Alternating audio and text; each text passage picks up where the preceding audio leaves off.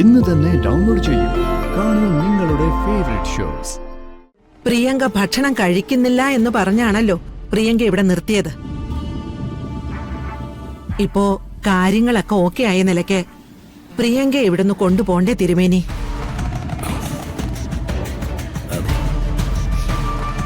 അതിപ്പോ ഇനി ഒരിക്കലും കണിമംഗലത്താരോട് ഞാനൊരു തെറ്റും ചെയ്യില്ല. ദൈവസത്യമായിട്ടും ചെയ്യില്ല.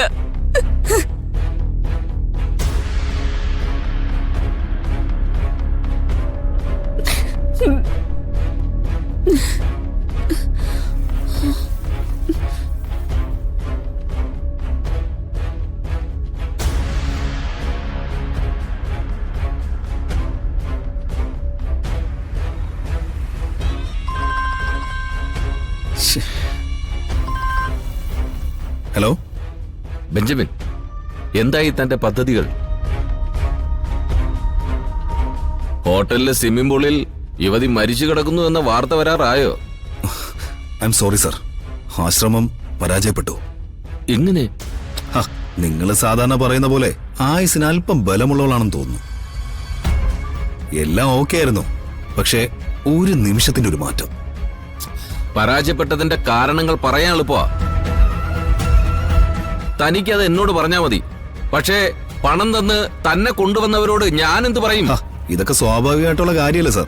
ബെഞ്ചമിൻ, തന്നെ കുറിച്ച് അങ്ങനെ ഒരു ചിത്രമല്ല ഞാൻ അവരോട് പറഞ്ഞിരിക്കുന്നേ.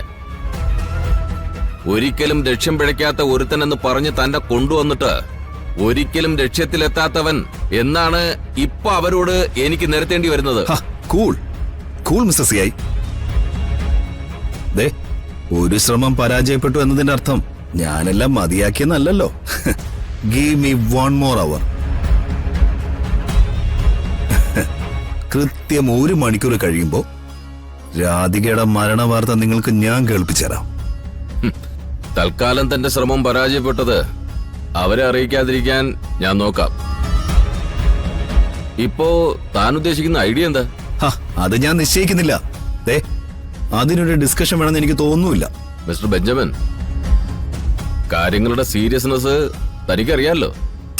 ഓ ഷുവർ. ഒരു കാര്യം CI സർ മനസ്സിലാക്കിക്കോ. രാധികയെ കൊല്ലുക എന്നുള്ള കമ്മിറ്റ്മെന്റ് ഏറ്റെടുക്കുന്നതുവരെ രാധിക മറ്റാരുടെയൊക്കെ ശത്രുവായിരുന്നു.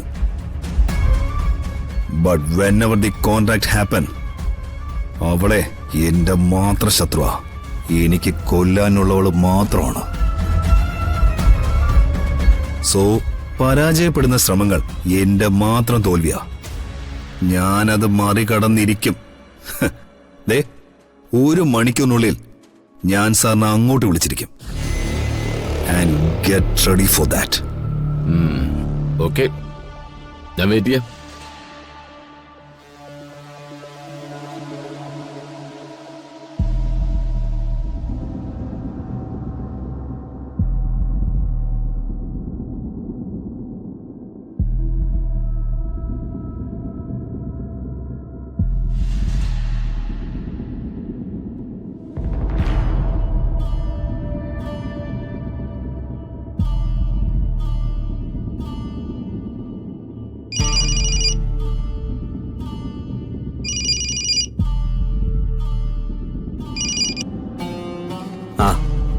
ദേവാലയമ്മേ, പറഞ്ഞോളൂ.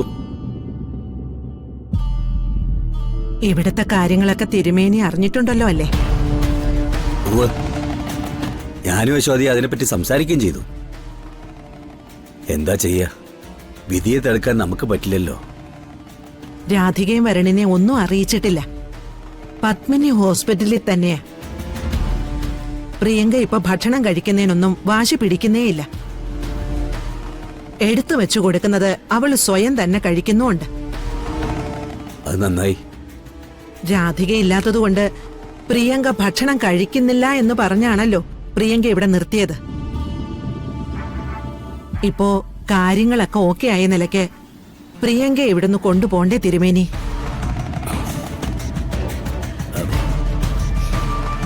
അതിപ്പോ രാധിക മോളുടെയും വരുണിന്റെയും ജീവിതത്തെക്കുറിച്ച് ചിന്തിക്കുമ്പോ അതെത്രയും പെട്ടെന്നാവുന്നതാവും നല്ലത്.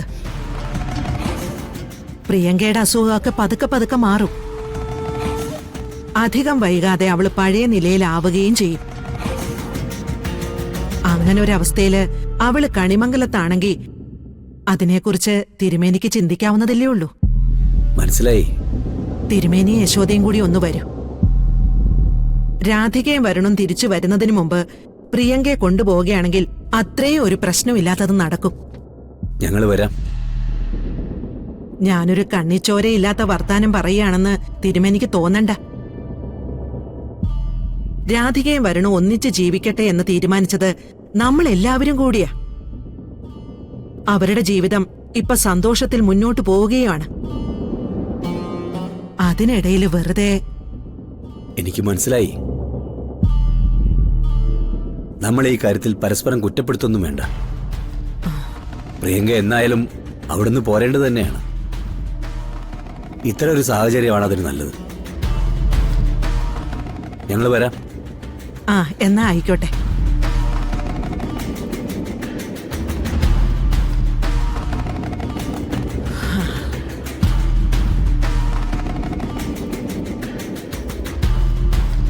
കണിമംഗലത്ത് നിന്ന് ജയഭാരതിയമ്മ വിളിച്ചിരുന്നു. നമ്മൾ രണ്ടുപേരും അങ്ങോട്ട് ചെന്ന് പ്രിയങ്കയെ വിളിച്ചോണ്ട് വരണമെന്നാ പറഞ്ഞു. മോളിപ്പോ സ്വയം ഭക്ഷണം കഴിച്ചു തുടങ്ങിയിട്ടുണ്ട്. ഇനിയിപ്പോ നമുക്ക് കൊണ്ടൊന്ന് നോക്കാം. എന്താ തന്റെ അഭിപ്രായം?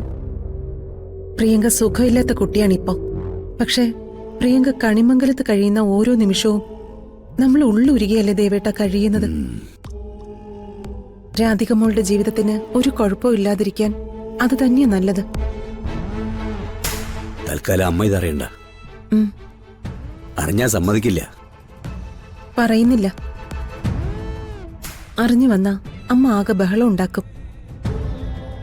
ആ കുടുംബത്തിനെ നാണം കെടുത്തുന്നതിന് ഒരു പരിധിയില്ലേ? എത്ര വലിയ ആൾക്കാരാ. എന്നാ പിന്നെ നാളെ രാവിലെ തന്നെ നമുക്ക് പോവാം. ആയിക്കോട്ടെ.